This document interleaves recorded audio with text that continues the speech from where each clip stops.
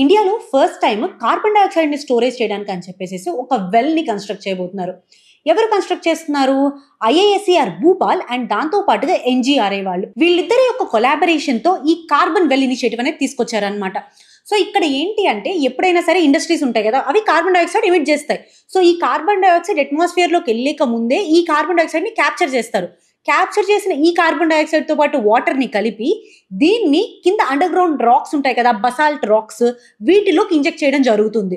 So ఇప్పుడు ఇది inject చేసిన తర్వాత ఆ రాక్ లో ఉన్నటువంటి పోరోసిటీ వల్ల కానివ్వండి, మినరల్స్ వల్ల కానివ్వండి, అది మినరలైజేషన్ అయిపోతాయి అన్నమాట. ఈ కార్బన్ డయాక్సైడ్ వెళ్ళి ఆ రాక్ లోపల.